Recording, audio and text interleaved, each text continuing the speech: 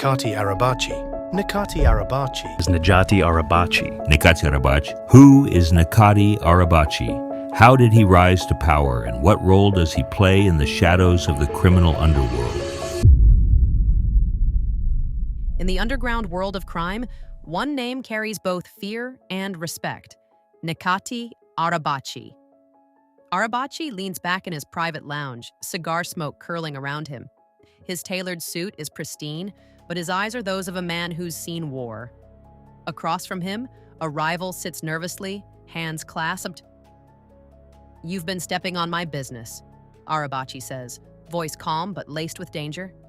From humble beginnings to ruling the European underworld, Necati Arabaci built his empire with steel nerves and ruthless efficiency. Casinos, nightclubs, smuggling rings, his reach is endless. But power comes with enemies. A police raid is imminent. Informants whisper. The authorities tighten their grip. In the shadows, other criminal organizations watch, waiting for a misstep, ready to pounce on his empire. Arabaci isn't just a businessman, he's a tactician. He moves his operations overseas, setting up fronts in Dubai, Spain, and South America. Every transaction is layered, every deal protected. He understands that true power isn't just about muscle. It's about influence. In his headquarters, Arabaci gathers his closest men. Loyalty is everything. We control the streets, not them. A silent nod from his men. The war for power is just beginning.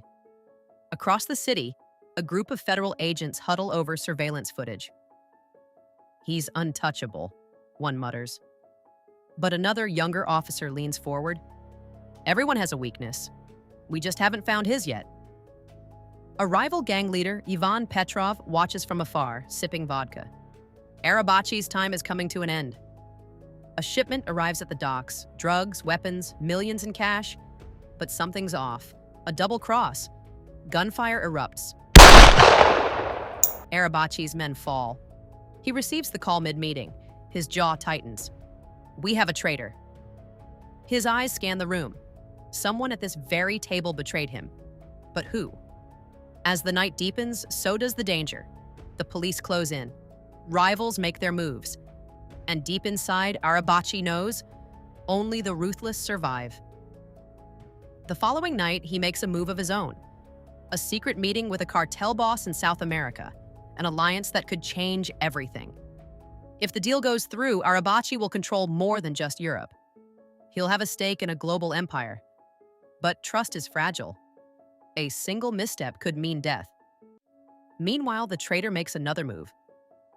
An anonymous tip is delivered to the authorities. A massive raid is planned. Arabaci is in the crosshairs. In a remote villa, Arabaci sits across from cartel leader Emilio Santiago.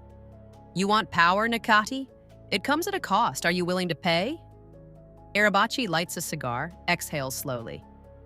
"I've paid my whole life. The question is, are you willing to risk yours?" A tense silence. Then Santiago laughs. "I like you, but if you cross me, I'll bury you." The handshake seals the deal. More money, more power, but also more enemies. Back in Europe, the authorities close in. The police raid one of Arabaci's clubs, arresting key members of his network. The media explodes with headlines. The kingpin is slipping.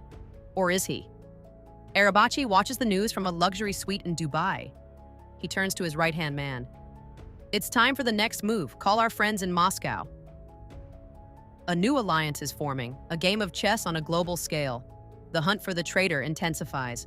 A message is sent. A bullet wrapped in a blood-stained bill. A warning, a promise. The world thinks Necati Arabaci is on the run. But in reality, he's just getting started.